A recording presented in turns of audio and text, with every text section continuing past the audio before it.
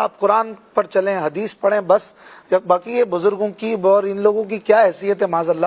تو اس حوالے سے اگر ایک ذہن مل جائے کہ جب صحابہ کا یا اہل بیت کا یا ولیوں کا ذکر ہو، ایک مسلمان کا طرز گفتگو کیا ہونا چاہیے؟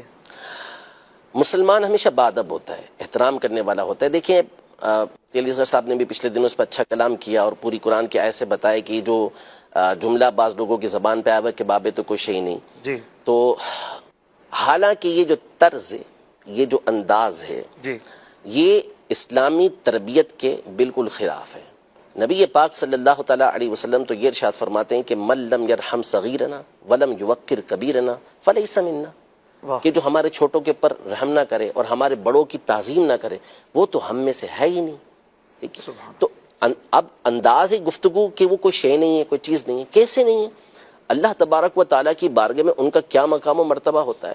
صحیح بخاری شریف کی حدیث مبارکہ ہے کہ نبی پاک صلی اللہ علیہ وسلم نے ارشاد فرمایا کہ ان اللہ اذا احب عبدا، کہ اللہ پاک جب کسی بندے سے محبت کرتا ہے، حالانکہ اللہ جل شانہ اپنی مخلوق سے محبت ویسے ہی فرماتا ہے، صحیح، یہاں محبت اور بندے سے مراد وہ نیک صالح بندہ ہے جس کو ہم ولی کہتے ہیں، اللہ کا ولی کہتے ہیں، اس سے اللہ پاک جب محبت کرتا ہے تو جبریل امین کو اپنے پاس بلاتا ہے اور فرماتا ہے کہ انا احبہ، میں اس سے محبت کرتا ہوں، فاحبہ، تو اس سے محبت کر۔ جبریل امین اس سے محبت کرتے ہیں، واہ، پھر وہ اہل آسمان میں اعلان کرتے ہیں کہ فلاں بندے سے اللہ پاک محبت کرتا ہے، تم بھی اس سے محبت کرو۔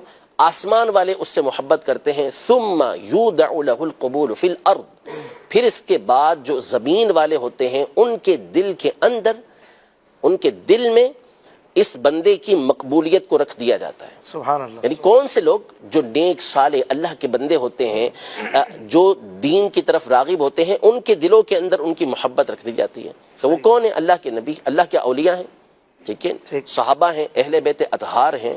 تو یہ ان کا طرز عمل، ان کا طریقہ کار ہوا کرتا تھا۔ تو یہ جو ادب اور احترام کا جو طریقہ کار ہے، یہ اسلاف سے نبی پاک صلی اللہ تعالیٰ علیہ وسلم کی تعلیمات اسلاف نے لی اور آگے چلاتے ہوئے آئے ہیں۔ جی، ہمیشہ احترام کے ساتھ ہمارے یہاں بزرگوں کا یہ نام لیا جاتا رہا، چاہے وہ صحابہ کرام علیہم رضوان ہوں، اہل بیت اطہار ہوں، اولیاء ہوں، شہداء ہوں، ان کا نام ہمیشہ ادب اور احترام کے ساتھ لیتے ہیں۔ تو اصول ہے، ضابطہ ہے۔ قرآن مجید فرقان حمید میں اللہ جل شانہ نے والدین کے لیے یہ فرمایا کہ اگر وہ بڑھاپے میں سے وہ دونوں پہنچ جائے، ان میں سے کوئی ایک بڑھاپے کو پہنچ جائے، فلا تقل لہما اف، انہیں اف نہ کہو۔ جی، اف کا کلمہ کہا گیا کہ اف نہ کہو، تو علماء نے اس مقام پر، مفسرین نے اس مقام پہ لکھا کہ اف یہ سب سے ہلکا کلمہ ہے کہ جو بندے کو تکلیف کے وقت نکلتا ہے۔ اچھا، ٹھیک ہے، تو ان کے ادب اور احترام کے پیش نظر ان کو اف کا کلمہ نہ کہو۔ ٹھیک ہے، اس پر پھر مفسرین نے لکھا کہ اگر کسی مقام پر اف کا کلمہ یہ تعظیم کے لیے استعمال ہوتا ہو، یعنی کسی کو ہم رسپیکٹ دینا چاہیں، تعظیم دینا چاہیں، اور اس مقام پر اف استعمال ہوتا ہو کسی زبان کے اندر، لینگویج کے اندر، تو وہاں پر اف کہنا منع نہیں ہوگا۔ وجہ کیا ہے؟ وجہ یہ ہے کہ یہاں جو منع کرنے کی بیسک بنیادی وجہ تھی وہ یہ تھی کہ اس سے ان کو تکلیف ہوتی ہے، اذیت ہوتی ہے کہ ہماری اولاد نے ہمارے سامنے اف بھی کیسے کیا۔ ٹھیک ہے، تو یہ ایک مثال کے طور پر مثال میں نے بیان کیا۔ دوسری بات دیکھیں، اب الفاظ اس طرح کے استعمال کرنا، تو اگر کوئی اپنی ماں کو کل سے یہ کہنے لگے کہ یہ میرے باپ کی بیوی ہے، تو حقیقت تو بیان کی نا، لیکن کوئی بھی نہیں کہنا درست ہوگا؟ بالکل درست نہیں ہوگا۔ تو جو طریقہ کار ہوتا ہے، اب صحابہ کے بارے میں اس طرح کا لفظ استعمال کرنا، جملہ استعمال کرنا، یہ تعلیم کے خلاف ہے، اور اللہ کی بارگاہ میں ان کا مقام، ایک تو یہ حدیث پاک میں نے آپ کے سامنے بیان کی، اور پھر اس کے بعد جو بخاری شریف کی مشہور و معروف حدیث مبارکہ، حدیث قدسی، اس کو دیکھیں تو اللہ کی بارگاہ میں ان اولیاء کا مقام ظاہر ہوتا ہے۔ ارشاد فرمایا من عاد لی ولیا فقد آذنتہ بالحرب، جو میرے کسی ولی سے عداوت رکھتا ہے تو میں اس کو جنگ کا اعلان دیتا ہوں۔ آگے ان کا مقام و مرتبہ دیکھیں کہ آپ کہہ رہے ہیں نا قرآن و سنت پر عمل کرے، تو یہ قرآن و سنت پر ہی عمل کر رہے ہیں۔ وہ اللہ تبارک و تعالی ارشاد فرماتا ہے کہ جس بندہ میرا قرب فرائض سے سب سے زیادہ حاصل کرتا ہے، یعنی جن چیزوں کو میں نے اس کے اوپر فرض کیا ہے ان کی ادائیگی سے سب سے زیادہ میرا قرب وہ حاصل کرتا ہے، اس کے بعد وہ ہمیشہ نوافل پڑھتا رہتا ہے، حتی احببتہ، یہاں تک کہ میں اس کو اپنا محبوب بنا لیتا ہوں، اس کو اپنا پسندیدہ بنا لیتا ہوں، اور جب میں اس کو اپنا پسندیدہ بنا لیتا ہوں تو میں اس کے کان بن جاتا ہوں. وَكُنْتُ سَمْعَهُ الَّذِي يَسْمَعُ بِهِ، کہ اس کے کان بن جاتا ہوں جس کے ذریعے وہ سنتا ہے. میں اس کی آنکھ بن جاتا ہوں جس کے ذریعے وہ دیکھتا ہے. میں اس کے ہاتھ بن جاتا ہوں جس کے ذریعے وہ پکڑتا ہے. میں اس کے پاؤں بن جاتا ہوں جس کے ذریعے وہ چلتا ہے. اب اس کی تفسیریں مختلف ہیں کہ اس کا معنی کیا بنتا ہے، لیکن اب اللہ کی بارگاہ میں ان کا مقام دیکھیں، ان کا مرتبہ دیکھیں کہ اللہ تبارک و تعالیٰ کیا ارشاد فرما رہا ہے کہ میرے اولیاء سے عداوت کا نتیجہ یہ نکلے گا. پھر اس کے بعد متصل یہ بات ارشاد فرمائی جا رہی ہے کہ اللہ کی بارگاہ کے اندر ولی بننے والے ان کا مقام و مرتبہ یہ ہے کہ اللہ ان کو اپنا محبوب بناتا ہے. ان کے باڈی پارٹس کے بارے میں فرمایا کہ اللہ کا نور جلال اس میں داخل ہوتا ہے. پھر اس میں یہ بیان کیا گیا کہ اب یہ جو اللہ تبارک و تعالی ہاتھ پاؤں کان یہ جو بیان کیا، ظاہر ہے کہ اللہ پاک اس سے پاک ہے، تو اس کا مطلب یہ بیان کیا گیا کہ وہ اللہ پاک کی اطاعت کے اندر ہی زندگی گزارتے ہیں. اور کرامات کے حوالے سے بھی یہاں گفتگو کی گئی ہے. پھر اس کے بعد یہ ارشاد فرمایا کہ اگر وہ مجھ سے پناہ مانگتا ہے تو میں اس کو پناہ دیتا ہوں، وہ مجھ سے سوال کرتا ہے تو میں اس کو عطا کرتا ہوں. سبحان اللہ. تو اللہ کی بارگاہ میں تو یہ مقام و مرتبہ ہے، اور آپ کہتے ہیں کہ کوئی شے ہی نہیں ہے، کوئی چیز ہی نہیں ہے.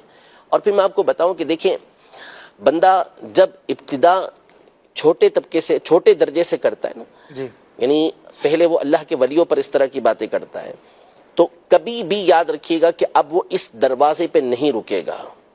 یہ دروازہ ہوتا ہے جو، یعنی یہ وہ جگہ ہوتی ہے جس کو کہتے ہیں کہ یہاں سے دروازہ کھل گیا، اب اس نے آگے ہی بڑھنا ہے. اب اس کے بعد وہ تابعین پر آئے گا، تابعین کے بعد وہ صحابہ پر آئے گا، اور وقت آئے گا کہ وہ انبیاء کے بارے میں بھی اس طرح کی گفتگو کرے گا. اللہ. کیوں؟ اس لیے کہ یہ لوگ پردہ اور یہ لوگ دروازہ ہیں. یہاں پر اگر بندہ رکا رہتا، یہاں سے وہ جری ہو گیا. صحیح. جیسے قاتل ہوتا ہے، مجرم ہوتا ہے، وہ ابتدا میں تو ظاہر سی بات ہے کہ چھوٹے موٹے کام کرتا ہے، پھر آہستہ آہستہ آہستہ پھر وہ بڑے بڑے جرائم کرنا یہ شروع ہو جاتا ہے.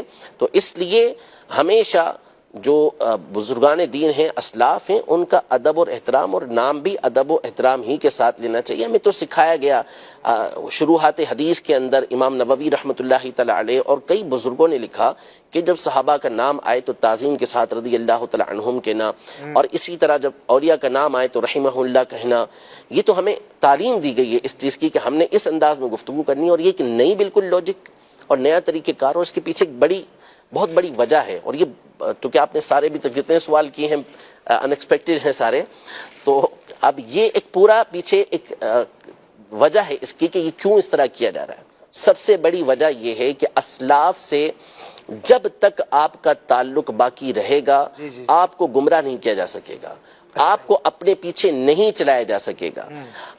اپنے پیچھے چلانے کا جو صحیح طریقہ، جو شارٹ کٹ طریقہ ہے وہ یہ ہے کہ آپ اسلاف سے ان کا تعلق توڑ دیں. جب اسلاف سے تعلق توڑ دیا تو اب منمانی کرنی ہے، جو چاہے آپ کرتے رہیں، جو چاہے آپ بولتے رہیں. اب جب حوالہ پیش کیا جائے گا کہ جی یہ تو فلاں مفسر نے یہ بات کہی ہے، جنہوں نے اپنی ساری زندگی اس فن کے اندر گزاری ہے، فلاں محدث نے یہ بات کہی ہے، فلاں فقیر، وہ تو کچھ ہی نہیں، وہ تو کوئی چیز ہی نہیں ہے. اس کا مطلب تو یہ ہوا نا کہ آپ نے تو تمام کو بے وقعت کر دیا کہ نہیں، ان کی وقعت ہوگی تو امت ان کی بات مانے گی. اور یہ وہ لوگ تھے کہ جو سلسلہ در سلسلہ ہمیں نبی پاک صلی اللہ تعالی علیہ وسلم تک پہنچا رہے تھے، لیکن انہوں نے وہ جو کڑی آ رہی تھی اس سے کاٹ دیا کہ نہیں ڈائریکٹ ہمارا راستہ، حالانکہ یہ امت کے طریقہ کار کے خلاف ہے. اور ہمیشہ آپ دیکھ لیں کبھی بھی یہ توہین والا انداز آپ کو امت کے اندر جو نیک سارے لوگ ہیں کبھی ان کے اندر نہیں ملے گا. ٹھیک ہے، اب یعنی پچھلے 1400 سالوں میں اس طرح ہمیں اچھے لوگوں میں صالحین میں نہیں ملتا. بالکل نہیں ملتا. لگتا ہے جیسے کہ آج کوئی آیا اور وہ کہتا ہے پچھلے سارے غلط تھے، میں ہی صحیح ہوں. تو پھر وہی غلط ہوا نا، وہی غلط. امت تو غلط نہیں ہو سکتی. تو قرآن مجید فرقان حمید میں واضح طور پر ارشاد فرما دیا کہ جو شخص بھی مسلمانوں کے علاوہ کوئی اور راستہ تلاش کرے تو ہم کو اس کو اسی کی طرف پھیر دیں گے. نولیہ ما تولی، جس طرف وہ پھر رہا ہے ہم اسی طرف اس کو پھیر دیں گے اور اس کو جہنم کے اندر داخل کریں گے، اور جہنم بڑا ہی برا ٹھکانہ ہے. تو مسلمانوں کا راستہ اختیار کرنے کا حکم دیا گیا. اور جیسا کہ مفتی صاحب نے بھی بیان کیا اس دن کے صراط الذین انعمت علیہم، یہ تو آپ جب تک صراط الذین انعمت علیہم انعام یافتہ بندوں کا ذکر نہ کریں اس وقت تک تو آپ کی نماز ہی پوری نہیں ہوتی. اور پھر اس کے بعد جب التحیات کے اندر آپ آتے ہیں تو السلام علینا وعلی عباد اللہ الصالحین، صالحین کا مطلب ہی اولیاء ہوتا ہے، نیک لوگ ہوتے ہیں، تو ان کے لیے آپ کا دعا کرنا ضروری ہوتا ہے. تو ہمیں تو یہ تعلیم و تربیت دی جا رہی ہے کہ ہم ان کے لیے دعائیں کریں، ہم ان کے طریقہ کار کو اختیار کریں، اور ہمیشہ سے مسلمان یہ طریقہ کار اختیار کرتے ہوئے آ رہے ہیں.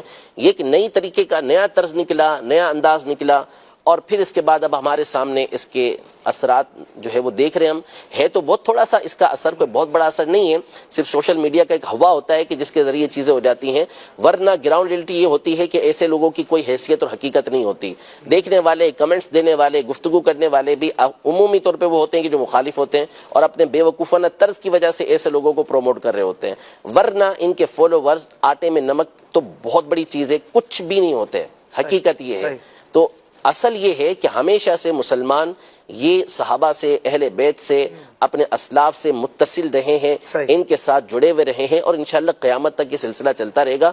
اس طرح کے لوگ آتے جاتے یہ ہمیشہ رہے ہیں، اور علماء ان کا اچھی انداز میں رد کرتے ہی رہے ہیں.